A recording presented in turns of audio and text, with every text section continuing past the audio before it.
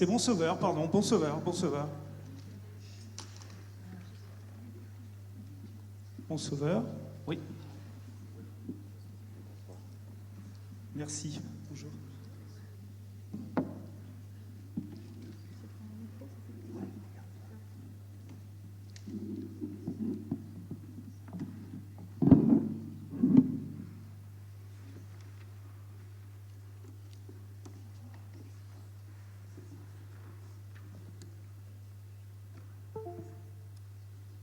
Bonjour à tous. Oui. Donc voilà, je suis Essia Quignot, médecin psychiatre.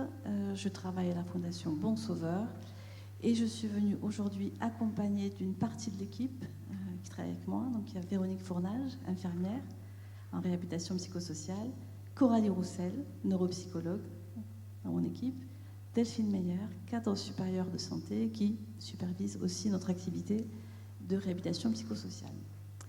Alors moi, j'ai pas de vidéo, j'ai pas de slide. Je voulais juste vous parler directement du travail qu'on fait sur la Fondation.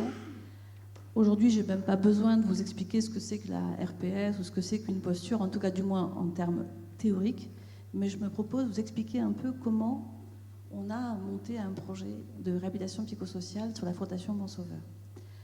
Alors, la genèse de ce projet est toute récente. Moi, j'ai été recrutée à la Fondation Bon Sauveur en janvier 2020, juste avant l'histoire du Covid, et j'ai été recrutée spécifiquement pour monter un projet de RPS.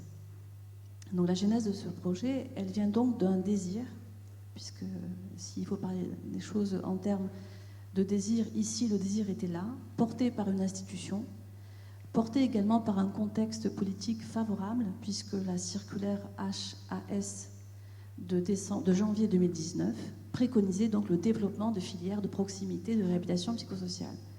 Ça voulait dire aussi des crédits.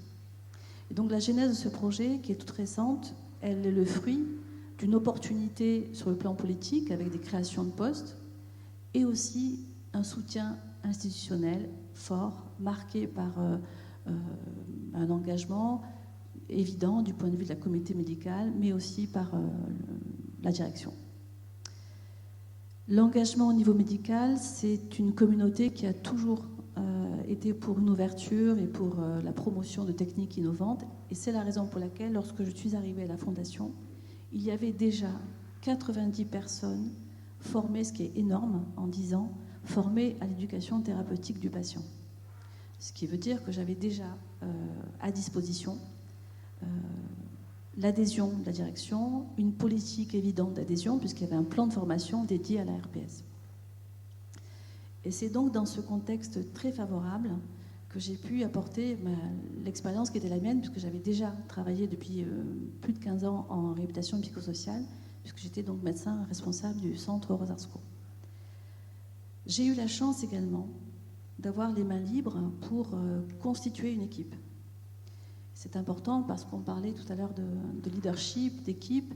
Il est évident qu'avoir la possibilité de choisir son équipe, c'est aujourd'hui en tout cas un luxe absolu. Quand on est médecin, on n'est pas forcément associé à ce genre de recrutement. Et c'est la chance que j'ai eue. Donc en termes d'opportunités, en termes de création, très concrètement, voilà ce à quoi j'avais droit. J'ai eu droit à une création de poste en neuropsychologie, donc un poste de neuropsycho, un équivalent temps plein infirmier et mon propre poste à 0,5 équivalent temps plein. Autant dire que c'est rien en fait, c'est quasiment rien du tout. Bien évidemment, on m'a donné la possibilité aussi de m'appuyer sur des ressources existantes, des gens qui étaient déjà en poste ailleurs, c'est évidemment ce que j'ai fait. Mais quand on regarde un peu les choses de près, on se dit que c'est strictement peanuts pour monter un projet. N'empêche que je pense que dans la vie, en réhab en particulier, la contrainte génère souvent une forme de créativité. Et je crois que c'est ce qu'on a essayé de faire, en tout cas en amont, c'est ce que j'ai essayé de faire. La créativité, ça veut dire quoi? Ça veut dire qu'est-ce que ça veut dire de monter un dispositif réhab avec si peu de moyens, en ne s'adossant sur aucune structure établie, type CMP, type hôpital de jour, en ne s'adossant sur aucune équipe de soins en unité fermée. Ça voulait dire forcément une structure alternative. Et d'emblée m'est venue l'idée d'un dispositif ambulatoire et mobile, ce qui contrastait complètement avec ma pratique antérieure qui consistait à être dans un temps plein avec des patients hospitalisés, etc., etc. Donc il a fallu qu'on se creuse un petit peu la tête. Et comment on fait pour monter une équipe où il n'y a pas de mur, très peu de gens et des attentes très fortes du point de vue institutionnel? Eh bien finalement, je me suis dit que si on n'avait pas de mur, on peut avoir des fondations. Et les fondations, c'est exactement ce qui a été introduit par le C3RB, c'est le couplage, c'est le couple valeur-technique de soins. Et le couple valeur-technique de soins, c'est la fondation d'un projet qui est ambitieux, qui a très peu de moyens, mais qui repose sur des bases solides qui sont les valeurs du soin et les techniques de soins. Les techniques de soins, je pense que vous les connaissez tous, mais c'est important peut-être de les expliciter. On va commencer déjà par une notion fondamentale en réhab, qui est la base de la multidisciplinarité. Bien que je n'ai eu comme création de poste qu'un équivalent temps plein infirmier, il fallait absolument qu'il y ait des postes et des compétences hors champ sanitaire exclusif. Ça voulait dire impliquer l'ergo qui était déjà en place sur la fondation. Ça voulait dire éventuellement impliquer d'autres personnes qui étaient déjà en poste dans un pôle de STC, donc socio-thérapeutique. Donc j'ai pu le faire, évidemment. La multidisciplinarité, elle va aussi avec l'interdisciplinarité, parce que c'est pas parce qu'on travaille ensemble et qu'on part de compétences différentes qu'on travaille tous ensemble. On peut travailler aussi les uns à côté des autres. Donc multidisciplinarité sous-tend essentiellement l'interdisciplinarité, ce qui veut dire un partage de savoir, des regards croisés, et là on est en plein dans la réhab évidemment. Il y a aussi comme technique de soins, on va dire du point de vue vraiment général, l'individualisation des prises en charge. Il est évident que pour ce dispositif, l'individualisation des prises en charge était le maillon fort de cette prise en charge. On pouvait, en étant en ambulatoire et mobile, être au plus près de la personne et être au plus près de ses besoins. Mais cette individualisation de la prise en charge n'était absolument pas suspendue dans le vide, elle était adossée à une prise en charge groupale, puisqu'il s'agissait quand même de réunir les patients dans le dispositif dans un petit groupe de 4-5 personnes pour des séances éventuellement d'éducation thérapeutique ou de neuropsychologie. Il y a aussi comme technique fondamentale le pas de côté. Le pas de côté, ça veut dire sortir des sentiers battus, ça veut dire de la créativité, ça veut dire que dans cette interdisciplinarité, dans cette multidisciplinarité, ce que moi j'ai souhaité et mis en avant au niveau de l'équipe, c'est qu'on ose penser à des choses qui ne se font pas. Et ce pas de côté, il n'est pas qu'intellectuel, il n'est pas que théorique, il est aussi physique, parce que, je vous l'ai dit, on n'a pas de mur, on est situé nulle part, et donc il était question de faire un pas de côté, et tant qu'à faire ce pas de côté, autant le faire hors les murs. Et hors les murs, ça veut dire s'implanter, même de passage, dans des structures externes à l'hôpital, et des structures implantées, évidemment, dans la ville. Donc très vite, il nous est apparu qu'il fallait pouvoir se poser, être accueilli, être présent dans les centres sociaux des villes concernées par notre dispositif. Alors, je ne l'ai pas dit, mais vous le savez peut-être, la Fondation Bon Sauveur, elle a une particularité, elle s'étend géographiquement sur un territoire immense. Ça va de Lannion, Guingamp, Paimpol, Saint-Quay-Portrieux.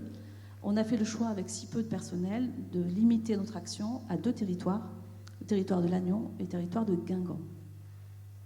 On a donc logiquement interpellé différents partenaires, dont le centre social de Lannion et dont le centre social de Guingamp. Et on a même un partenariat, j'allais dire quasi historique, puisque même si ça fait que 2 ans qu'on est actif, quasiment depuis le début, on est en lien avec le centre d'art culturel, la médiathèque également, l'espace Sainte-Anne à Lannion, pour ceux qui connaissent. Un bâtiment magnifique, historique, parfaitement implanté dans la ville, repérable, en plein centre-ville. qui abrite déjà d'autres associations, comme le GEM par exemple. Donc ce pas de côté, il est essentiel en termes de technique d'approche, de technique de soins, et il va jusqu'à se matérialiser dans le fait que plus aucun patient que l'on suit ne sera en CMP, en hôpital de jour ou en intra, encore moins, bien évidemment. C'est-à-dire que notre action, le dispositif, est automatiquement associé à l'extérieur. Et ça, c'est, il me semble, quelque chose de fondamental. Dans les techniques spécifiques qui nous ont servi de base, il y avait aussi la question de l'évaluation. Une évaluation qui est d'emblée annoncée comme non performative, bien évidemment, annoncée comme thérapeutique, au sens où, pour la première fois, pour des patients, être évalué, ça veut dire être aidé et éventuellement même être soutenu et peut-être même être soigné. Donc, dissocier l'évaluation de la performance et associer l'évaluation à un état des lieux. Donc ça, c'est quelque chose de fondamental qui fait partie, évidemment, de la technique spécifique de RPS. Dans les techniques de RPS, on l'a dit et redit, mais je le dis parce que c'est fondamental, l'éducation thérapeutique. Éducation thérapeutique. C'est-à-dire que faire de l'éducation au sens large et noble du terme, quelque chose de thérapeutique. Parler, échanger, faire comprendre, être le plus clair possible, expliciter, dire et redire et dire vraiment ce qu'on comprend des choses ou ce qu'on ne comprend pas, c'est thérapeutique. C'est formalisé dans des programmes d'éducation thérapeutique, mais c'est évidemment souvent restreint et j'entends en tout cas dans ma pratique l'éducation thérapeutique comme quelque chose de beaucoup plus large que les seuls programmes, évidemment. Ça sous-tend l'idée de toujours rendre au patient ce qu'il a le droit, besoin et envie de savoir. Dans les autres leviers et techniques spécifiques, il y a la question de la temporalité. En réhab, la question du temps, c'est une question plutôt de la temporalité. C'est une question intéressante parce qu'elle est souvent perçue sous deux axes. Le temps scandé, c'est-à-dire le temps réfléchi avec la notion de durée, T0, T1, T2, T3, mais aussi la question du temps qui s'étire, un temps essentiel, c'est-à-dire prendre le temps. C'est pas parce que le temps est scandé qu'on ne prend pas le temps. Et c'est la raison pour laquelle le C3RB l'a dit, enfin dans la posture, il s'agit de prendre le temps qu'il faut. Et le temps qu'il faut pour Guillaume, c'est pas le temps qu'il faut pour Jessica, c'est pas le temps qu'il faut pour... Voilà. Et ce temps-là, cette vision du temps, elle est intéressante parce qu'elle est en tension entre un temps porté, posé, qui suscite un projet, et puis le temps accordé, le temps autorisé. Parce que toutes ces notions que je viens de décliner, finalement, concourent à ce que la pression retombe et qu'on prenne le temps de faire les choses avec des patients qui n'ont jamais eu l'occasion de prendre le temps. Bien évidemment, je le rappelle, mais c'est une évidence, lorsqu'on s'adresse à des patients en RPS, on est dans les soins dits secondaires, on s'adresse à des personnes qui sont sorties des phases critiques de la maladie et qui sont dans une période de soins dits secondaires où on s'occupe d'aller mieux avec la maladie. Donc, je l'ai dit, toutes ces techniques de soins, elles sont connues, elles m'ont paru essentielles, mais il y a autre chose qui m'a paru essentielle et que j'ai essayé d'emblée d'amener à l'équipe lorsque je l'ai recrutée, la question de la joie, du partage, de la convivialité et de l'humour. Alors, ce n'est pas forcément explicite dans ce qu'on a pu vous dire, mais je crois que c'est implicite dans la question de l'engagement en réhab. Et l'humour, la joie, ne pas se prendre au sérieux tout en étant sérieux, je crois que c'est le maître mot et c'est peut-être même la base de ce qui constitue l'action de l'équipe. Évidemment, ça veut dire tout ça qu'on est engagé dans une fameuse posture, celle dont on a parlé, la posture qui consiste tout simplement non pas à être égal, parce que personne n'est l'égal de personne, on est tous différents de l'autre, mais ça consiste à faire avec la différence. Et si on fait avec la différence, on fait avec le respect de la personne.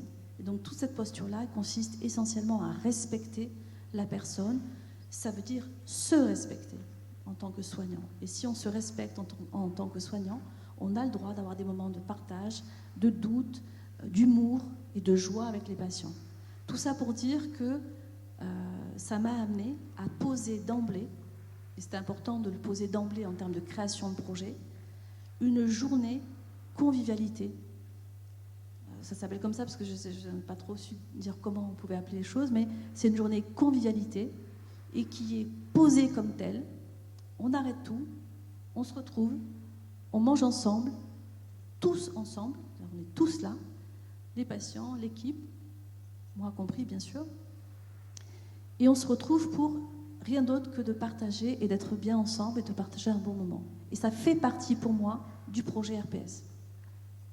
Donc cette journée convivialité, il a fallu que je la pose parce qu'en termes d'emploi du temps, pour les infirmières, il fallait que ça apparaisse dans le planning d'une infirmière. Donc ça, il a fallu que je le défende et ça a été entendu. Je parle sous le contrôle de l'équipe qui est avec moi, mais je crois sincèrement que cette journée-là, qu'on a fait pas aussi souvent qu'on aurait voulu parce qu'on a démarré le projet il n'y a pas si longtemps, aujourd'hui elle prend tout son sens et on a vraiment envie de la développer. Donc tout ça c'était du côté de la technique. Du côté des valeurs, je crois que ça, finalement, c'est un effet miroir quand on parle des techniques de cette façon-là. On peut parler des valeurs. Les valeurs, c'est les valeurs de la posture, je l'ai dit, c'est l'engagement et c'est la contractualisation. On ne peut pas s'engager si on ne s'entend pas sur ce qu'on va faire ensemble. Contractualiser, ça veut dire mettre un contrat clair, explicite, une information loyale et explicite aux patients pour travailler ensemble. Et c'est cette explicitation claire des choses qui permet le respect du cadre proposé. Ce qui veut dire que sans mur, sans endroit, avec des patients qui ont des vécus parfois difficiles, nous n'avons jamais aucun problème de transgression, de difficulté de comportement, jamais, jamais. Tout simplement parce que le cadre est clairement explicité, le respect du cadre est partagé et par les patients et par les équipes. Alors l'intérêt de ce couple valeurs-techniques, ça nous amène, je n'ai plus qu'une minute, c'est ça ? Une, voilà. Donc, je ne sais pas ce que je peux faire avec une, mais je vais le dire quand même. Juste vous dire en gros que tout ça, ça nous a permis d'accueillir des personnes, garçons, filles, entre 18 et 40 ans à peu près, et même un peu plus je crois, depuis 1 an et demi, d'accueillir des personnes qui venaient de structures extra-hospitalières, CMP, hôpital de jour, voire même médecin libéral également sur Rennes. Ces personnes-là nous sont présentées par un médecin psychiatre en intra ou en extra et nous examinons la demande avec le patient. Il s'agit de questionner la demande. Une demande n'est pas forcément explicite, elle peut être implicite, mais on va rentrer dans un processus que je ne vais pas vous détailler, qui est un petit peu long, qui va nous permettre d'accompagner la personne dans sa demande et de l'accompagner ensuite jusqu'à l'évaluation et la mise en place d'un projet et d'un plan de soins, comme ça a été dit ce matin. Voilà, je crois que j'ai pris mon temps, c'est bon. Voilà.